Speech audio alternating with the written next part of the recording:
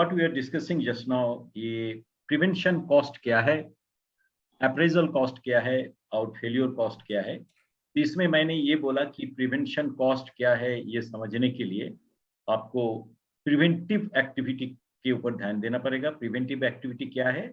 जो एक्टिविटी हम लोग करते हैं एक डिफेक्ट होने के पहले। और करेक्टिव एक्शन किसको कहते हैं? जो एक डिफेक्ट होने के बाद डिफेक्ट दोबारा ना हो, इसके लिए जो है वो है करेक्टिव एक्शन। और करेक्शन एक्शन और इमरजेंसी एक्शन भी डिफेक्ट होने के बाद लिया जाता है। तो corrective action, correction, emergency action, ये सारे आ जाएगा फेल्योर एक्टिविटी। और डिफेक्ट है क्या नहीं, ये देखने के लिए हम लोग जो एक्टिविटी करते हैं जैसे इंस्पेक्शन एक्टिविटी, वो आ जाएगा अप्रेजल एक्टिविटी के अंदर। तो बहुत शॉर्ट में अगर किसी ने आपको पूछा कि कॉस्ट ऑफ क्वालिटी क्या है, तो ये होगा प्रिवेंशन कॉस्ट का मतलब है cost of avoiding defect. Appraisal cost का मतलब होता है cost of finding A defect. और फेलियर कॉस्ट का मतलब होता है internal and external failure cost for making defect, मतलब डिफेक्ट होने के बाद जो खर्चा होता है वो सारे। तो थोड़ा और डिटेल में देखते हैं। अप्रेजल कॉस्ट का डेफिनेशन क्या है? It is a traditional approach to quality control. It has been appraisal based system which evaluate a process based on output. The output is inspected, sorted according to some scoring rule. The defective output is either reworked or scrapped. This appraisal approach is costly. मतलब इसके लिए appraisal cost जो है, इसके लिए हम जो output यानी प्रोडक्ट निकलता है मैन्युफैक्चरिंग सिस्टम से, या तो वो इन प्रोसेस में हो, या तो वो इनकमिंग स्टेज में हो, या तो वो फाइनल स्टेज में हो, या तो वो डिस्पैच करने के बाद कस्टमर के हाथ पे हो। ये सभी स्टेज में अगर हम ये चेक करने का कोशिश कर रहे हैं कि जो उनका स्पेसिफिकेशन होना चाहिए था वो स्पेसिफिकेशन के हिसाब से वो बना है क्या नहीं, तो वो करने के लिए जो भी एक्टिविटी हम करते हैं उसको हम कहेंगे अप्रेजल कॉस्ट। यानी कि अप्रेजल कॉस्ट के पीछे सारे इंस्पेक्टर्स का सैलरी एंड वेजेस आएगा, उसके लिए जो मेजरमेंट इक्विपमेंट जो यूज करते हैं वो चेक करने के लिए वो भी आएगा, उसको मेंटेन करने के लिए जो R&R किया जाता है, रिपीटेबिलिटी, रिप्रोड्यूसिबिलिटी, वो आएगा, जो उनका बिल्डिंग मशीनरी जो कुछ भी चाहिए वो भी आएगा। ये सारे आएगा अप्रेजल कॉस्ट के अंदर। और प्रिवेंशन कॉस्ट क्या है? Prevention cost typically calls for evaluating and measuring quality before the point where defects are created. मतलब हम लोग जो कुछ भी काम करते हैं वो अगर डिफेक्ट होने के पहले हम लोग करते हैं, ये देखने के लिए कि डिफेक्ट होने का चांस कितना है। अगर डिफेक्ट होने का चांस है उसको रिमूव कैसे करेंगे, इसके लिए जो कुछ भी डिस्कशन होता है, प्लानिंग होता है, टेस्टिंग होता है, ये सारे आ जाएगा प्रिवेंशन कॉस्ट के अंदर। So in order to do this, one needs a good understanding of the root causes of quality problem. अगर आपको ये समझ में नहीं आता है कि पोटेंशियल प्रॉब्लम क्या होता है और उसको एनालिसिस कैसे करेंगे और एनालिसिस करने के बाद रूट कॉज कैसे निकालेंगे, ये अगर हमें समझ में नहीं आता है तो प्रिवेंशन एक्टिविटी हम नहीं कर सकते। तो ये जो है, ये understanding of the root cause of quality problem, इसको हम कहते हैं ड्राइवर्स ऑफ क्वालिटी। यानी कि ये अंडरस्टैंडिंग के बेसिस से ही हम लोग सारे के सारे क्वालिटी रिलेटेड इश्यू को हम पहले ही खत्म कर सकते हैं। By taking action with respect to this quality driver one can prevent defect. तो अभी तक आपको समझ में आया होगा कि हम लोग क्वालिटी इंजीनियरिंग में या तो क्वालिटी एश्योरेंस में हम लोग यही चाहते हैं कि कंपनी में ज्यादातर लोगों को प्रिवेंशन ओरिएंटेड एक्टिविटी समझ में आए और अप्रेजल ओरिएंटेड जो एक्टिविटी है उसको कम करने के लिए प्रिवेंशन ओरिएंटेड एक्टिविटी के ऊपर ज्यादा नजर देना है। और उसका रिजल्ट क्या होगा? उसका रिजल्ट ये होगा कि अपना जो फेलियर कॉस्ट जो है, जिसको हम कहते हैं कि क्वालिटी में डिफेक्टिव प्रोडक्ट जिसको कहते हैं, डिफेक्टिव प्रोडक्ट और प्रोडक्ट विद डिफेक्ट, ये कम होता है। और ये कम होने से क्या होता है, हमारा जितने सारे परेशानी है, क्वालिटी डिफेक्ट का एनालिसिस करना, 8D रिपोर्ट बनाना, फिर प्रोसेस को ठीक करना, डिफेक्ट हुआ तो उसको फिर एनालिसिस करके डिस्पोज करना, ये सारे जो एक्टिविटी है इसको हम कहते हैं फेल्योर कॉस्ट। और फेल्योर कॉस्ट अगर कंपनी के अंदर आता है तो उसको हम कहते हैं इंटरनल फेल्योर कॉस्ट, वो अगर कंपनी से बाहर होता है उसको हम कहेंगे एक्सटर्नल फेल्योर कॉस्ट। तो ये कम होता है। A defective product is one that does not conform to specifications. थोड़ा आगे और चलते हैं। इसमें आता है क्वालिटी डिफाइन में, zero defect means that all products conform to specification. तो ये शायद थोड़ा सा हाइपोथेटिकल है, लेकिन ऐसा भी है कि लगातार कई दिनों तक एक भी डिफेक्ट नहीं आया, तो we can call that zero defect. और जीरो डिफेक्ट के लिए क्या करना चाहिए? That is prevention activity. Prevention के ऊपर हमें नजर ज्यादा देना चाहिए। तो क्वालिटी का जो डेफिनेशन है उसके अंदर हम लोग ये समझा कि ठीक क्वालिटी बनाने के लिए आपको कोई क्वालिटी के ऊपर अलग सा कोई एक्टिविटी करने का जरूरत नहीं होता है। Right the first time activity करोगे तो कोई क्वालिटी कॉस्ट आता नहीं है। लेकिन ये भी थोड़ा सा थ्योरेटिकल है, क्योंकि राइट एक्टिविटी करने के लिए आपको चेक करना पड़ेगा थोड़ा सा कि आपका डिजाइन ठीक है क्या नहीं, वो सारे हो जाता है प्रिवेंशन एक्टिविटी। तो थोड़ा सा तो एक्सपेंस करना ही है। तो सवाल ये आता है कि एक्सपेंस करेंगे फाइन, लेकिन ये एक्सपेंडिचर कौन सी स्टेज में करेंगे, राइट? तो इसमें प्रिवेंटिव कॉस्ट जो है वो जायज है, क्योंकि प्रिवेंटिव कॉस्ट, जो भी कॉस्ट आप इनकर करोगे ये प्रिवेंशन के लिए, ये आपको बहुत ज्यादा रिटर्न देता है, क्योंकि इसके दौरान appraisal cost, internal failure cost, external failure cost, ये सारे कम हो जाता है कंपनी में। तो it really helps us a lot. तो प्रिवेंशन कॉस्ट, जैसे मैंने बोला था, incurred to prevent poor quality और सर्विसेज, अगर आपका आउटपुट सर्विसेज है तो, बीइंग प्रोड्यूस्ड। तो आपका अप्रेजल कॉस्ट क्या है? Incurred to determine whether products and services are conforming to the requirements। मतलब वो देखने के लिए कि हमारा जो प्रोडक्शन है उसके अंदर कोई डिफेक्ट है क्या नहीं, या तो जो आउटगोइंग प्रोडक्ट है उसके अंदर कोई डिफेक्टिव प्रोडक्ट है या नहीं। और इंटरनल फेल्योर कॉस्ट क्या है? Incurred when products and services do not conform to the specification. तो ये अगर कंपनी के अंदर होता है तो उसको हम कहते हैं internal failure cost. External failure cost incurred when products and services fail to conform to requirements after product is delivered। तो इतना ही डेफिनेशन है, इतना ही डिफरेंस है between internal failure cost and external failure cost. एक कंपनी से product बाहर निकलने के पहले जो कॉस्ट होता है, और दूसरा कंपनी से प्रोडक्ट बाहर निकलने के बाद जो कॉस्ट होता है वो है एक्सटर्नल फेल्योर कॉस्ट। और नेचुरली उसीलिए कोई भी डिफेक्ट अगर कंपनी के अंदर डिटेक्ट किया जाए और उसको ठीक किया जाए, that is much cheaper if you compare that with A defect which occurs after, which is identified after the product is shipped out. तो अभी हम लोग थोड़ा सा देखेंगे कि क्वालिटी कॉस्ट का कुछ एग्जांपल देखेंगे, कौन कौन सी एक्टिविटी है इसके अंदर, ये भी देखेंगे। तो प्रिवेंशन कॉस्ट के अंदर आता है क्वालिटी इंजीनियरिंग। तो क्वालिटी इंजीनियरिंग क्या है? क्वालिटी इंजीनियरिंग सब्जेक्ट आज से कुछ 30-40 साल पहले एक्चुअली शुरुआत हुआ था।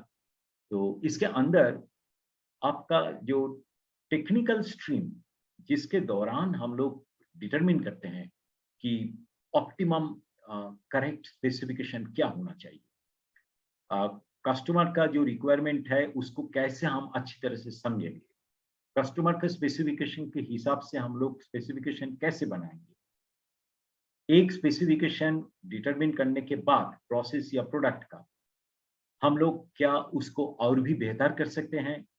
तो ये सब जो टेक्निक्स हैं ये सब आता है क्वालिटी इंजीनियरिंग के इख्तियार में। क्वालिटी ट्रेनिंग प्रोग्राम जो हम लोग कंडक्ट करते हैं टू एक्सप्लेन कि क्वालिटी के लिए जो प्रिवेंशन टेक्निक्स हैं, वो प्रिवेंशन टेक्निक हम लोग जब सिखाते हैं लोगों को, डिजाइन डिपार्टमेंट का या परचेज डिपार्टमेंट का या वेंडर डेवलपमेंट डिपार्टमेंट का, ये सारे ट्रेनिंग प्रोग्राम भी प्रिवेंशन के अंदर ही गिने जाते हैं। क्वालिटी प्लानिंग क्या है? क्वालिटी प्लानिंग इसका मतलब होता है एक कॉन्ट्रैक्ट अगर हम लोग साइन किए हैं तो वो कॉन्ट्रैक्ट के हिसाब से कस्टमर का जो रिक्वायरमेंट है उसको मीट करने के लिए जो प्लान सीक्वेंस ऑफ एक्टिविटी हम लोग पहले से करते हैं to map out all the stages systematically just to understand that ultimately at the end of the activities हम लोग जो कस्टमर को जो डिजायर है, जो रिक्वायरमेंट है, उसको हम लोग मीट करें, तो वो है क्वालिटी प्लानिंग के अंदर वो आता है। क्वालिटी रिपोर्टिंग भी आता है प्रिवेंशन कॉस्ट के अंदर, अगर वो कोई भी फेल्यूर होने के पहले होता है तो वो क्वालिटी रिपोर्टिंग के अंदर आएगा। इसके अंदर कई सारे पॉइंट आ जाता है क्वालिटी रिपोर्टिंग के अंदर, जैसे मानिए कि आप रिलायबिलिटी टेस्ट कर रहे हो, तो रिलायबिलिटी टेस्टिंग का रिपोर्ट क्वालिटी रिपोर्ट के अंदर माना जाएगा। ठीक है, अगर आप कोई ट्रेंड चार्ट बना रहे हो, तो डेटा ऑडिट डेटा कलेक्ट कर रहे हो आप टू अंडरस्टैंड द क्वालिटी, तो वो भी क्वालिटी रिपोर्टिंग के अंदर माना जाएगा।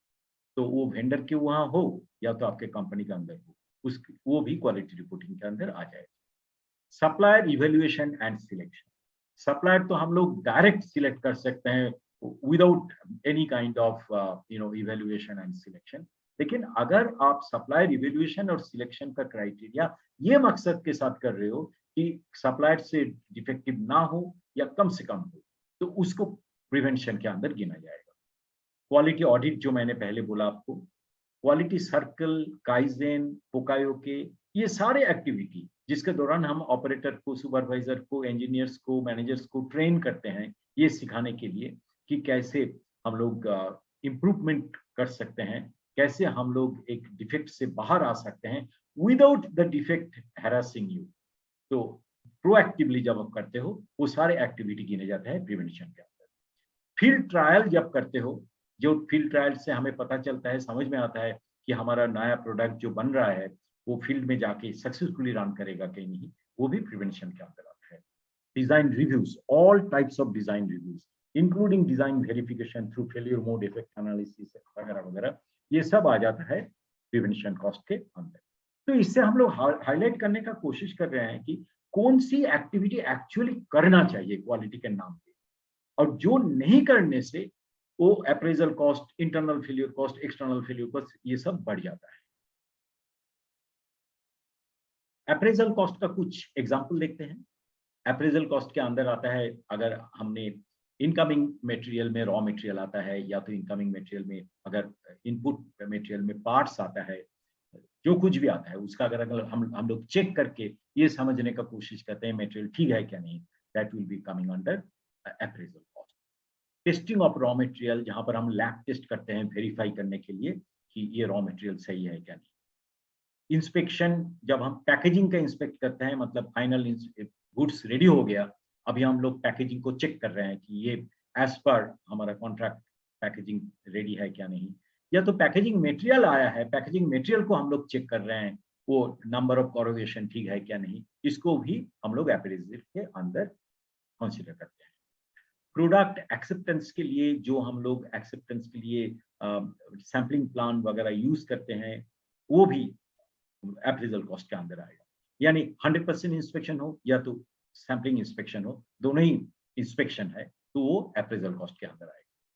प्रोसेस एक्सेप्टेंस, अगर प्रोसेस हम लोग चला रहे हैं तो बीच में हम लोग चेक कर रहे हैं एक प्रोडक्ट को चेक करके कि प्रोसेस का सब कुछ सही है क्या नहीं। एक है मानी कि हम लोग लगातार 2 सैंपल या तो 3 सैंपल लिया है और वो सारे सैंपल को चेक करके हम लोग देख रहे हैं कि हम लोग प्रोसेस का जो स्पेसिफिकेशन है उसके अंदर आ रहा है क्या नहीं, ये भी आएगा as process acceptance, inspection process acceptance के अंदर आएगा।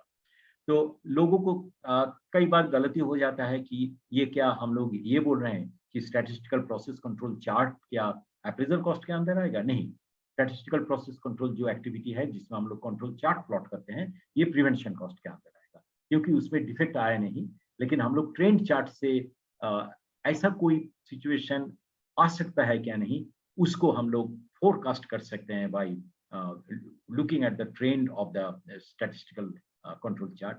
तो उसके लिए एसपीसी सीधा आ जाएगा कंट्रोल चार्ट के अंदर ही, वो गिना जाता है प्रिवेंशन कॉस्ट के अंदर।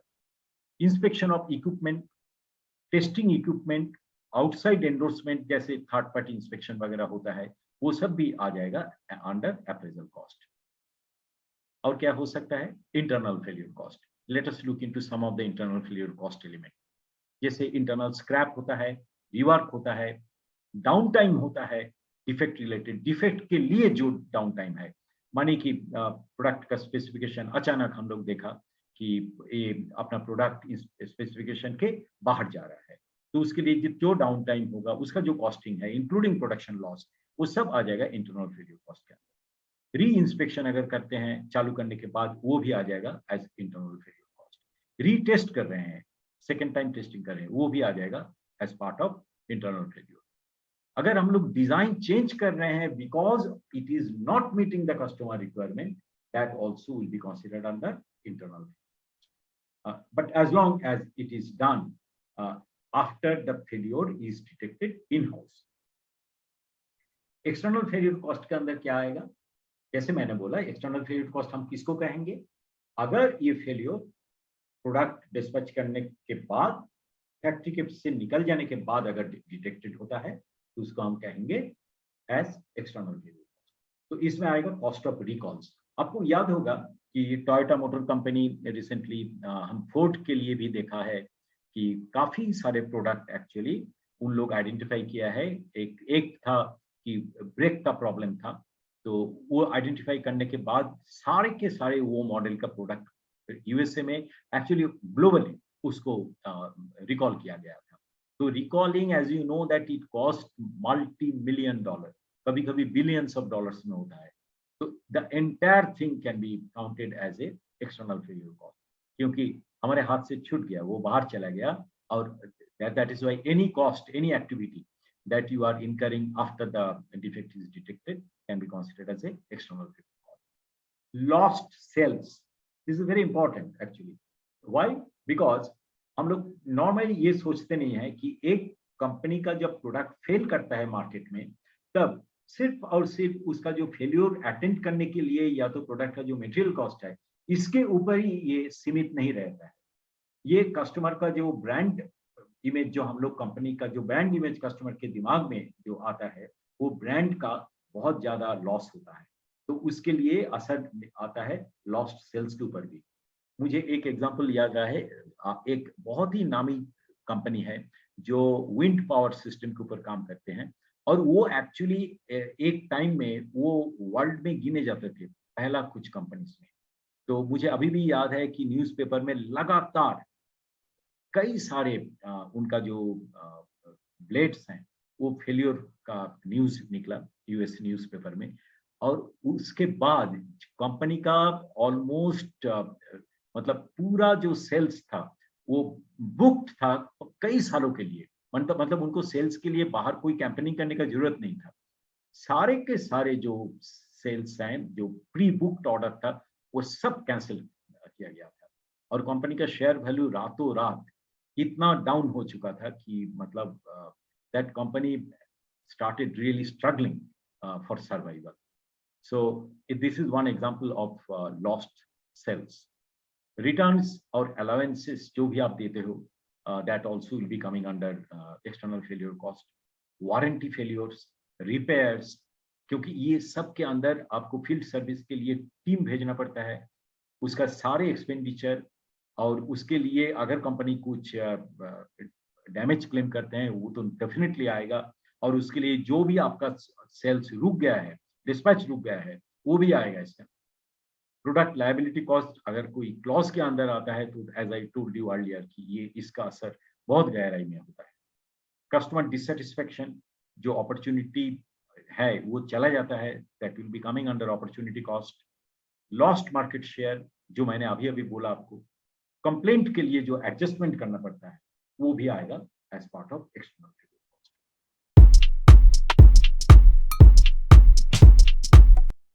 ये एक छोटा सा एग्जांपल है, एक अच्छा कंपनी है ये, जिसका कॉस्ट, क्वालिटी कॉस्ट निकाला गया है। तो उसमें आप देखोगे कि क्वालिटी ट्रेनिंग, रिलायबिलिटी इंजीनियरिंग के लिए प्रिवेंशन कॉस्ट है करीबन $115,000, which is coming to about 4.1% of the total sales. Appraisal cost के अंदर आता है, आया है ये कंपनी के लिए, बहुत सारे आ सकता है। जैसे मैंने आपको बोला, ये कंपनी में जो मेन जो था वो था मटेरियल इंस्पेक्शन, प्रोडक्ट एक्सेप्टेंस और प्रोसेस एक्सेप्टेंस। इसके लिए करीबन $68,000 खर्चा किया गया था, 2.43%। इंटरनल फेलियर कॉस्ट के अंदर आया स्क्रैप रिवर्क 3.04%, एक्सटर्नल फेलियर में कस्टमर कंप्लेंट वारंटी रिपेयर में आया 2.32%। So total 11.9% of the total sales has been counted as the cost of quality। तो एक पॉइंट देखिए, आप कहां पर प्रिवेंशन एक्टिविटी करते हो, आपका जो प्रोसेस है प्रिवेंशन एक्टिविटी करने का, वो प्रोसेस ये अगर सही मायने में किया जाता है थ्रू प्रॉपर एनालिसिस, तो आप प्रिवेंशन कॉस्ट को भी काफी ऑप्टिमम तरीका से कर सकते हो, और जिसके दौरान आप देखोगे अप्रेजल कॉस्ट, फेलियर कॉस्ट, वो सारे लगातार कम होते रहते हैं। एक एग्जांपल देखते हैं हम लोग।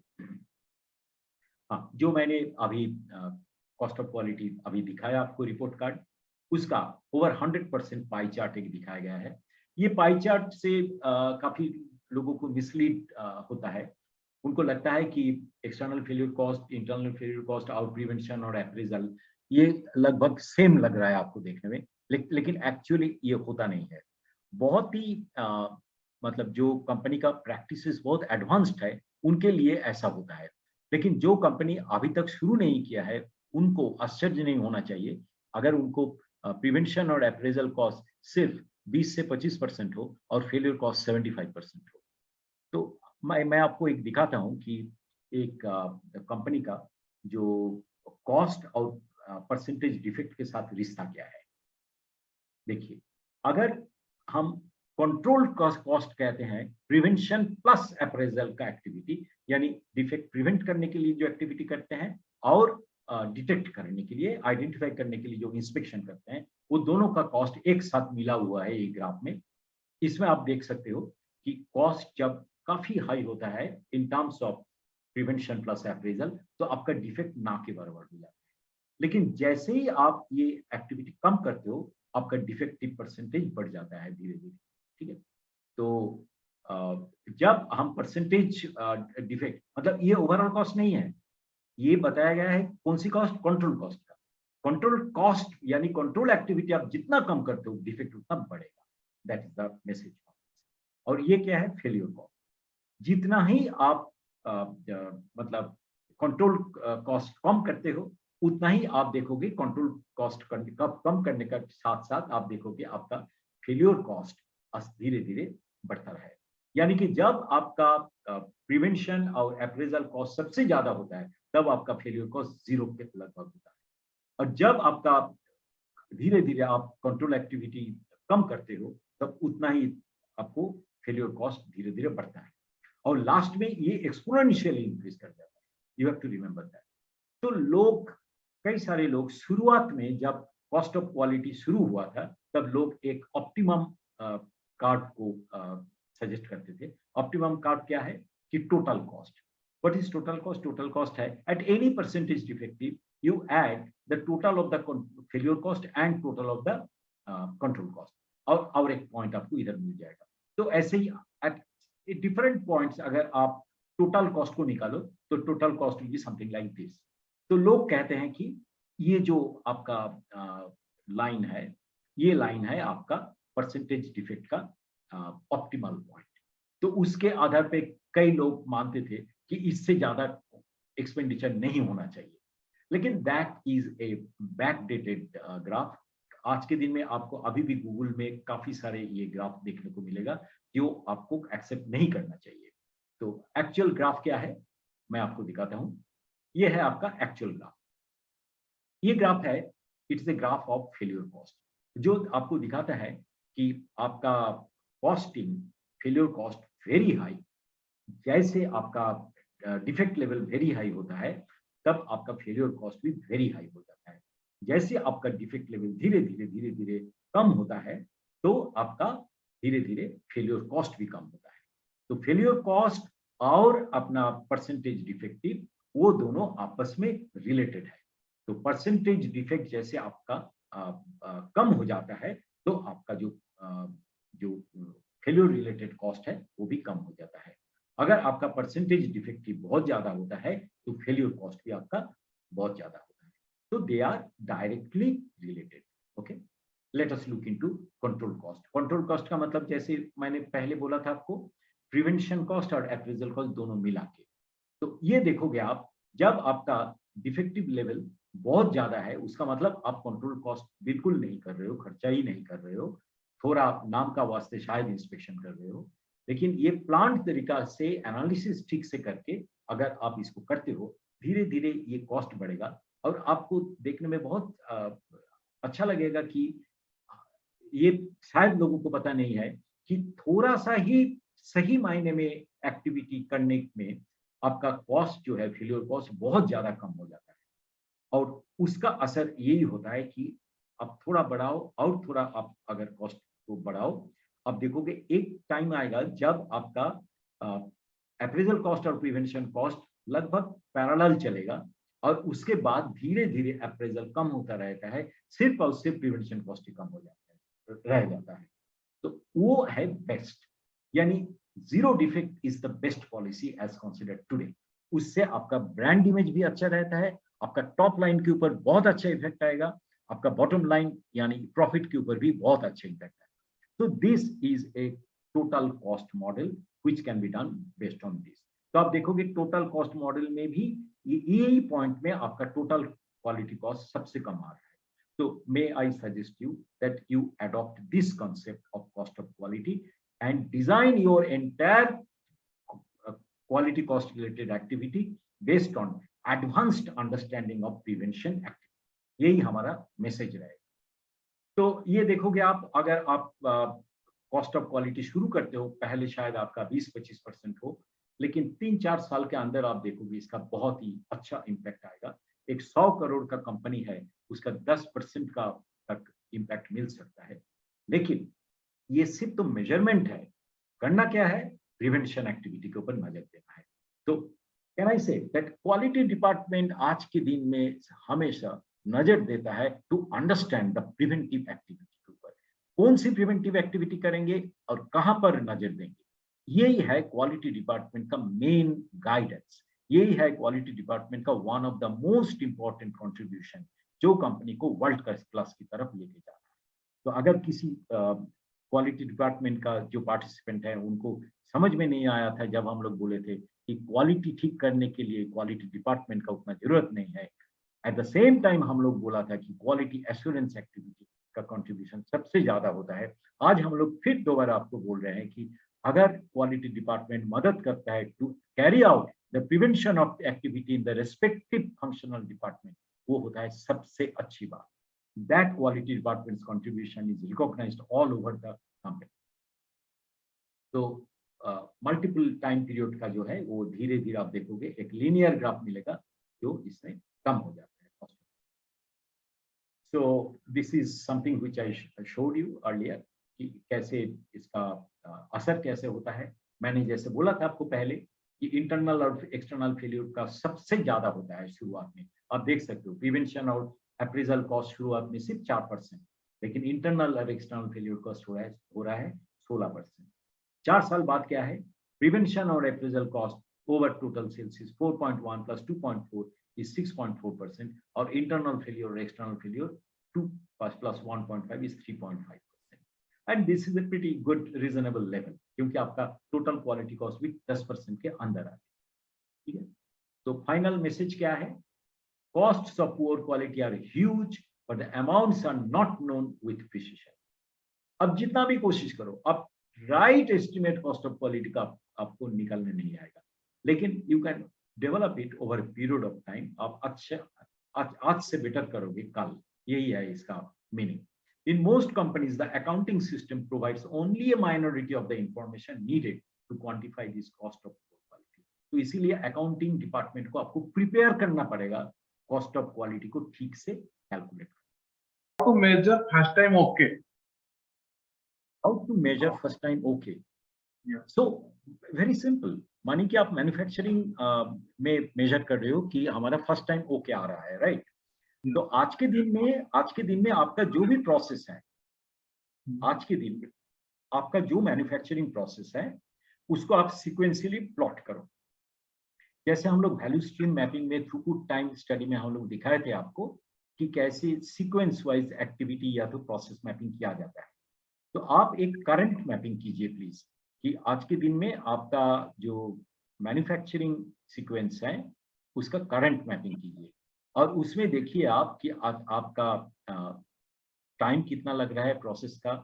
उसके साथ साथ ये भी देखिए आप आपका सैलरी एंड वेजेस स्टाफ्स का क्या है।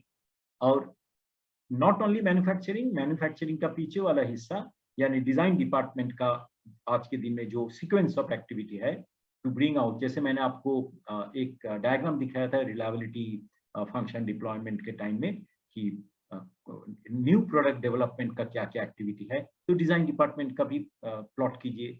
एक्चुअली ये सब ऑलरेडी आप लोग कैप्चर कर चुके हो, how in the form of A procedure. तो वर्क इंस्ट्रक्शन प्रोसीजर में ये सारे एक्टिविटी आप लोग लिख चुके हो, लेकिन जो आप करते हो और जो प्रोसीजर में लिखते हो काफी टाइम ये अलग होता है। तो उसीलिए करंट मैपिंग कीजिए कंपनी में कौन कौन सी प्रोसेस आप कर रहे हो, कौन सी डिपार्टमेंट में। उसमें आप नॉन वैल्यू एडेड एक्टिविटी को, जो नॉन वैल्यू एडेड एक्टिविटी है जैसे हम लोग वैल्यू स्ट्रीम मैपिंग में किए थे, वो नॉन वैल्यू एडेड एक्टिविटी को आप डिटरमिन कीजिए। ठीक है, आप देखोगे अब बिल्कुल अलग हो रहा है कॉस्ट ऑफ क्वालिटी। तो कॉस्ट ऑफ क्वालिटी को अगर आप अलग कर दो तो that is your manufacturing cost currently, that is your right the first time cost. Are you getting the point? जैसे मानी कि आज के दिन में आप 100 प्रोडक्ट बना रहे हो और करीबन 15 प्रोडक्ट रिजेक्ट हो रहा है इन प्रोसेस एंड बाहर, तो आप कॉस्ट ऑफ क्वालिटी और उसके अंदर कॉस्ट ऑफ पुअर क्वालिटी सब कुछ आ जाएगा, उसको आप निकाल लीजिए और आपका ओवरऑल जो कॉस्टिंग आ रहा है, टोटल कॉस्ट जो आ रहा है कंपनी में, उसको निकाल लीजिए। तो निकालने के बाद अगर आप कॉस्ट ऑफ क्वालिटी को बाहर निकालते हो, मानी कि वो आता है करीब 20% ऑफ टोटल कॉस्ट, सेल्स का नहीं, टोटल कॉस्ट। तो 80% आज का दिन में जो कॉस्ट होगा वही होगा आपका right the first time cost. Is it clear? Yes. जो actually which should not be called cost of quality। जैसे मैंने आपको बोला कि right the first time cost में कोई कॉस्टिंग क्वालिटी कॉस्ट नहीं होता है। तो best way just like in lean में हम लोग क्या बोल रहे थे आपको कि नॉन वैल्यू एडेड को निकालिए, दैट वो दिखता है लेकिन वैल्यू एड दिखता नहीं है। तो हम लोग सारे लीन अंडरस्टैंडिंग किए थे कि कैसे red portion from the process हम लोग उसको बाहर निकाल दें। तो सिमिलरली हियर ऑल्सो आप कॉस्ट ऑफ क्वालिटी को मेजर कीजिए, तो आपका जो टोटल मैन्युफैक्चरिंग कॉस्ट है उससे वो निकाल दीजिए, आपका right the first time cost आ जाए। But one thing you have to remember, that is a very important point, कि वो 80% अगर 20% कॉस्ट ऑफ क्वालिटी है, 80% है आपका एक्चुअल मैन्युफैक्चरिंग कॉस्ट।